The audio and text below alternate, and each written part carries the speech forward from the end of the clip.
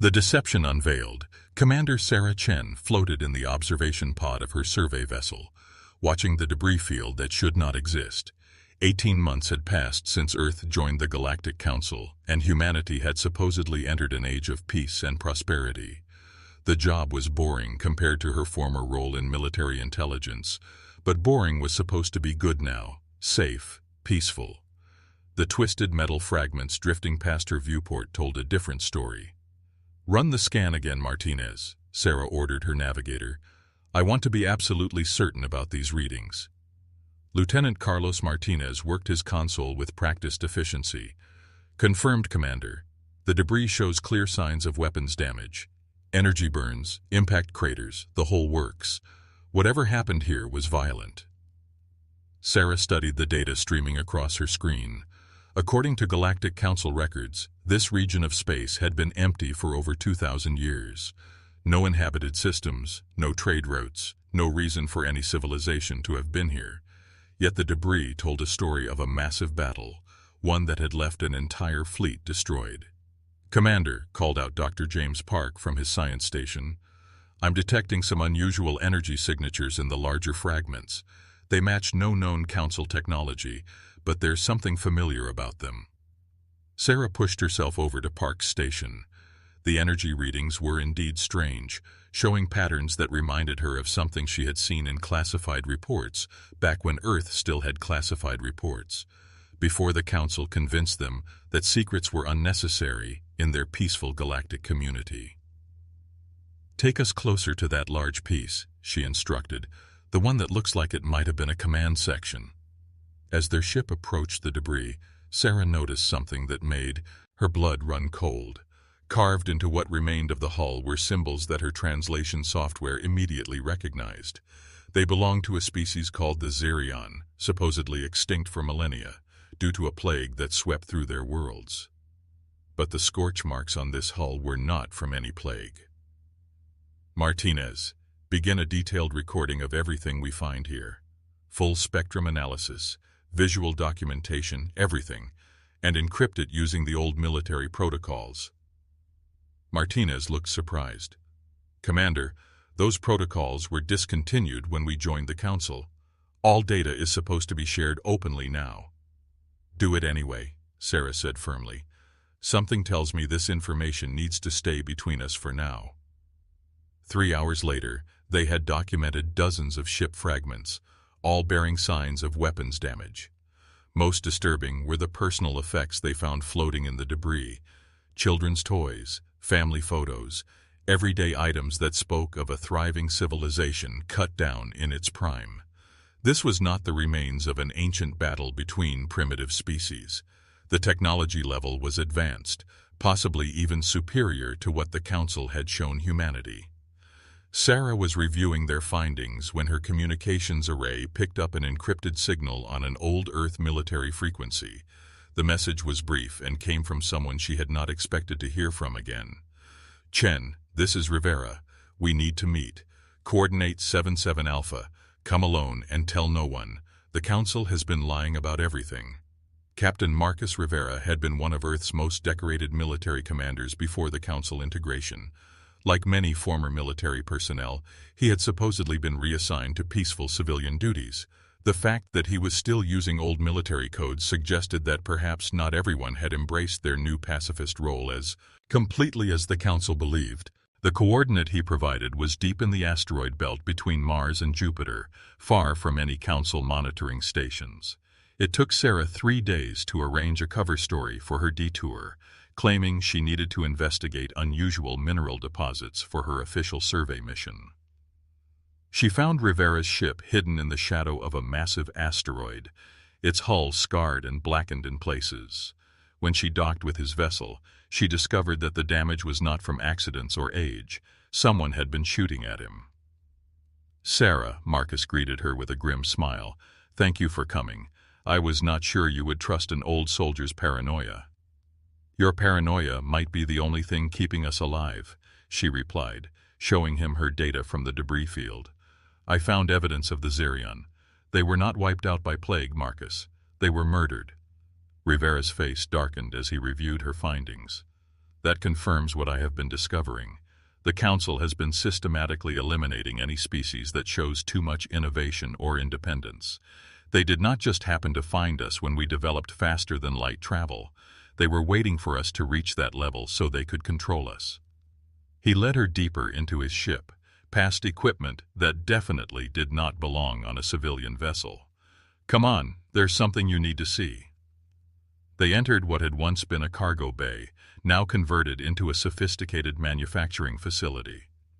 Robotic arms worked tirelessly on components that Sarah recognized despite their advanced design. They were building weapons. Lots of them.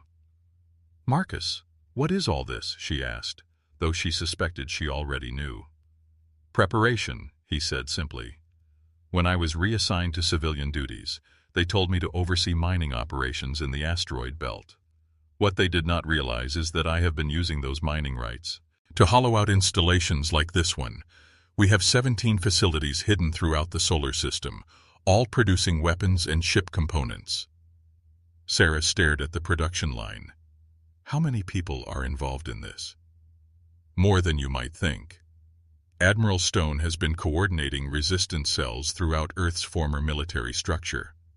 Dr. Vasquez at the Lunar Research Station has made breakthrough discoveries in quantum energy manipulation.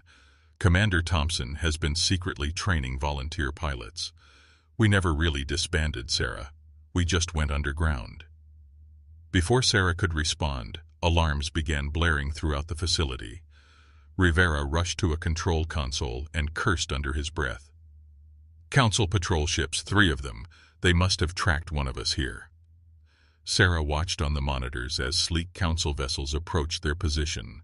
She had seen these ships before, always described as peaceful exploration vessels. But now she noticed the weapon ports that had been carefully disguised, the armor plating that seemed excessive for scientific missions. "They are not here to talk, are they?" she asked. "The Council does not talk to species they have decided to eliminate," Rivera replied, powering up his ship's hidden defense systems. "They just pretend to be peaceful right up until the moment they pull the trigger." The first energy blast struck the asteroid above their heads, sending shockwaves through the hidden facility. Rivera's ship returned fire with weapons that should not have existed on any civilian vessel. The battle was brief but fierce, ending when one of the Council ships exploded and the other 2 retreated. "They will be back," Rivera said grimly. "Probably with a full fleet this time. We need to accelerate our timeline." "What timeline?" Sarah asked. "The one where humanity survives the next 6 months." As they prepared to evacuate the facility, Rivera explained the full scope of what they had discovered. The Galactic Council was not the peaceful federation it pretended to be. It was an empire built on the systematic elimination of any species that might challenge its dominance. They had perfected a pattern over thousands of years. First, they would make contact with a developing species, offering technology and protection. Then they would gradually disarm that species, claiming that weapons were unnecessary in their peaceful galaxy. Finally, when the target species was helpless, they would manufacture a crisis that justified complete annihilation. "They have done this dozens of times," Rivera explained as they loaded critical data from the facility. "The Xerion were just the most recent before us. There were the Kethmoran, who developed advanced robotics, the Zephyrians, who created new forms of energy manipulation, the Talvesh, who discovered ways to travel between dimensions, all supposedly extinct from natural causes, but all actually murdered by the Council when they became too innovative." Sarah felt sick as the implications hit her. "How long do we have?"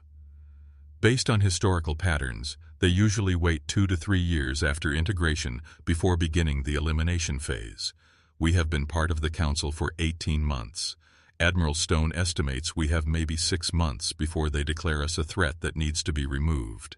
They made it back to Sarah's ship just as more Council vessels appeared on their sensors. As they fled toward Mars, Sarah realized that her boring survey mission had just become the most important work of her life. Humanity was not safe in their galactic paradise. They were being fattened up for slaughter. "What do we do now?" she asked as they jumped to hyperspace. "Now we do what humans do best," Rivera replied. "We fight by get back even when the odds are impossible." And we make sure that when the Council comes for us, they discover that eliminating humanity was the biggest mistake they ever made. 3 days later, Sarah found herself in a hidden meeting room deep beneath the Luna Research Station. Around the table sat faces she recognized from Earth's former military and scientific leadership, all supposedly reassigned to peaceful civilian roles. Admiral Rebecca Stone looked older than her 50 years, but her eyes still held the fire that had made her one of Earth's most respected commanders. The evidence Commander Chen and Captain Rivera have gathered confirms our worst fears, Admiral Stone announced to the assembled group. The Council is not our protector. They are our future executioner. Dr. Elena Vasquez leaned forward, her dark eyes intense. The quantum energy research I have been conducting shows that we can build weapons far beyond anything the Council suspects. Their technology is advanced, but it follows predictable patterns. They have grown complacent after millennia of easy victories. How many ships can we build in 6 months? Asked Commander David Thompson, who had been secretly training pilot volunteers under the cover of civilian flight instruction. Captain Rivera consulted his datapad. If we push production to maximum and use every hidden facility, we can build maybe 300 vessels, not much against a Council fleet that numbers in the thousands. 300 ships crewed by humans who have nothing left to lose, Admiral Stone corrected. They expect us to surrender peacefully like all the others did.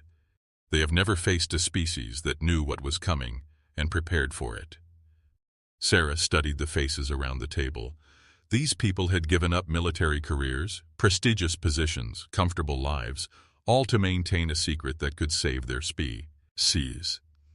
What about the other species still in the Council? Are any of them potential allies? The storm breaks. 6 months later, Commander Sarah Chen stood on the bridge of the HSS Defiance, watching as the final components of humanity's secret fleet moved into position. Around her, 300 human warships hung in space, like deadly shadows, their hulls designed to scatter Council sensors, and their weapons powered by Dr. Vasquez's quantum energy breakthroughs.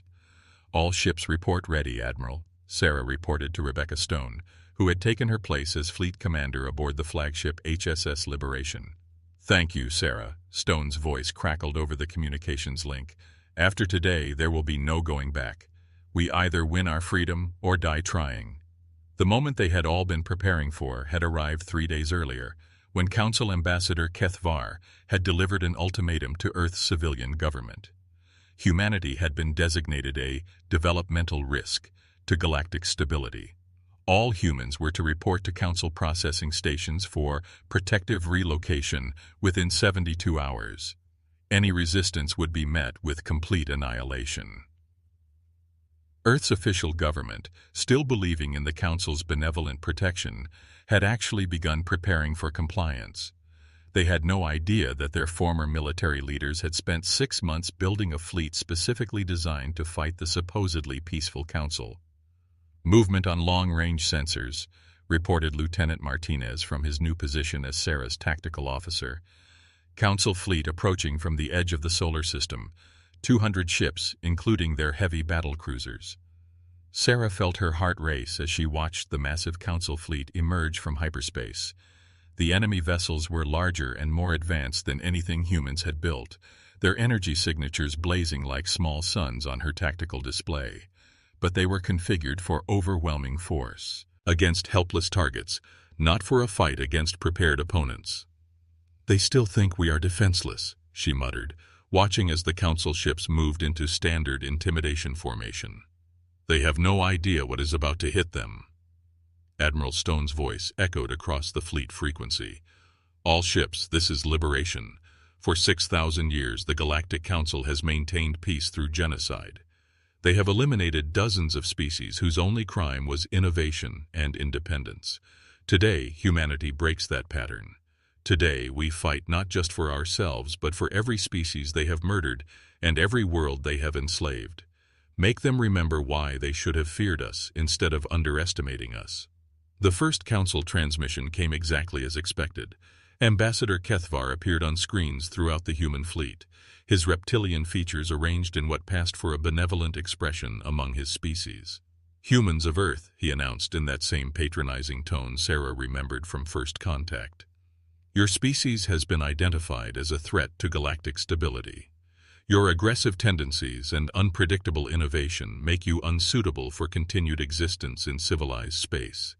You have 1 hour to power down all vessels and surrender for processing. Compliance will result in quick termination. Resistance will result in prolonged suffering before inevitable destruction." Admiral Stone's response was broadcast on all frequencies, ensuring that every ship in both fleets could hear her words. "Ambassador Kethvar, this is Admiral Rebecca Stone of the Human Space Navy. We have a message for the Galactic Council. Humanity declines your generous offer of extinction. We choose to fight, and we choose to win. You want to see human aggression and unpredictability? You are about to get a masterclass." The Council's reaction was immediate and predictable. Their ships began moving into attack formation, confident that their superior numbers and technology would make quick work of the primitive human vessels. They had used this same approach against dozens of species over the millennia, and it had never failed. But no previous species had spent 6 months studying Council battle tactics. No previous species had Dr. Vasquez's quantum weapons or Captain Rivera's stealth modifications. No previous species had ever known what was coming and prepared specifically to counter it. "All ships, execute Pattern Omega," Admiral Stone commanded. Across the human fleet, ships that had appeared to be fleeing suddenly changed course. The formation that looked like panic and retreat revealed itself to be a carefully orchestrated trap. Council ships found themselves surrounded by human vessels that had approached unseen, their stealth systems defeating sensors that had never needed to look for hidden enemies. The first human weapons fire came as a complete shock to the Council forces. Energy beams that should have been impossible based on human technology levels tore through supposedly impenetrable shields. Quantum torpedoes phased through solid matter to explode inside Council hulls. What should have been a one-sided massacre became a brutal slugging match. Sarah watched her tactical display as Council ships began dying. The alien vessels were tough and well-armed, but their crews had grown complacent during millennia of easy victories. They had never faced an enemy that shot back effectively. "Focus fire on their command ship," she ordered her crew. "If we can disrupt their coordination, the rest will be easier targets." The HSS Defiance and 5 other human destroyers concentrated their quantum weaponry on the massive Council flagship. Shields that had never failed before buckled under the assault of weapons that attacked matter at the subatomic level. When the flagship's bridge section erupted in a ball of superheated plasma, cheers echoed across the human fleet.